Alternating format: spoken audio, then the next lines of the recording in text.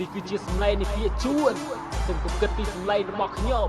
ចង់ឲ្យអ្នកគិតពីនិយមន័យនិងពាក្យអធិប្បាយដែលចេញពីបទចម្រៀងនេះវត្ថុបំណងគ្រាន់ចង់ដាក់ទឿននិងបំផុសនៅស្មារតីខ្មែរអស្ចារ្យបទចម្រៀងដំណាំខ្មែរអស្ចារ្យបើអ្នកបានឮហើយសូមជួយគិតពិចារណានេះគ្រាន់តែពាក្យសម្ដីមិនមែនកាយវិការអ្វីដែលខ្ញុំបានធ្វើមិនអីចំពោះអ្នកណាគ្រាន់ជាអារម្មណ៍ពិតណាស់ដែលចង់បង្ហាញថាខ្ញុំជាជនជាតិខ្មែរដែលគ្មានចេតវិសាស្រឡាញ់ជាតិសាសន៍ខ្លួនលើកដំកើងសាវតាដើម្បីជាប្រយោជន៍ចំពោះជាតិនៅខេមរាខ្ញុំគឺជាខ្មែរការលើដីដែលឆារយៈស្រឡាញ់នៅមិត្តភូមិដែលអាចរស់នៅពឹងពាំងសំដីខ្ញុំនិយាយមិនមែនមានន័យរាំងចង់ប្រាប់ខ្មែរគ្រប់រូបក៏យើងត្រូវតែភ្ញាំងហើយត្រូវតែដឹងថា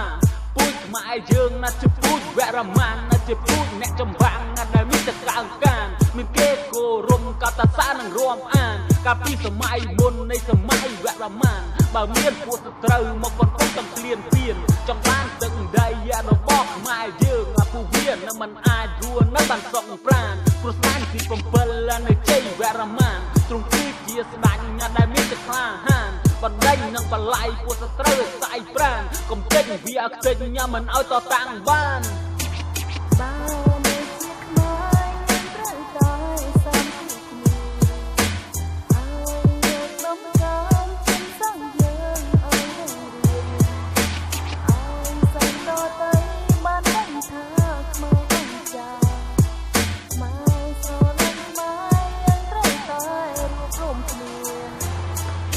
មិនឲ្យខ្មែរយើងត្រូវតែសាមគ្គីកុំឲ្យសាសដទៃវាមកជន់ឈ្លីគំរាមគុំហែងដល់ពូជខ្មែរយើងទៅតែក្រោកឡើងហើយត្រូវតែតតាំងទៅតែប្រឆាំងដល់សូនសង្ខាជួយជាតិខ្មែរយើងទឹកដីខេមរាហើយនឹងសាសនាឲ្យនៅគង់វង្សតួអសង្ខាក៏ត្រូវតែតស៊ូព្រោះយើងជាខ្មែរត្រូវតែថែរក្សាវប្បធម៌ប្រពៃណីហើយនឹងសាសនាដែលបានបន់សល់ដោយបុព្វបុរសខ្មែរដែលគាត់ជាដូនតាសិលាចារឹកមាននៅក្រុមប្រាំងប្រាសាទគឺជាស្នាដៃដ៏សែនអស្ចារ្យឲ្យខ្មែរគ្រប់ជំនាន់ត្រូវតែសិក្សាត្រូវតែស្វែងយល់ពីប្រវត្តិសាស្ត្រយើងជាប្រវត្តិដ៏អស្ចារ្យបានជាខ្មែរ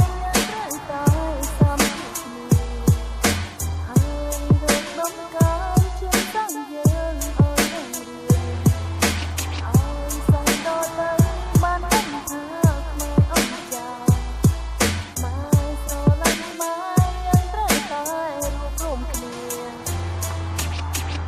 បាត់នេះខ្ញុំគ្រាន់ចង់បណ្ដុះគំនិតខ្មែរយើងត្រូវស្វែងយល់ពីកេរដំណែលព្រោះថាឥឡូវមានបិសាចវាពុំបង្វែរកន្លែងប្រវត្តិយើងឲ្យចង់កែប្រែចង់បាននៅល្វីដែលមិនមែនរបស់វា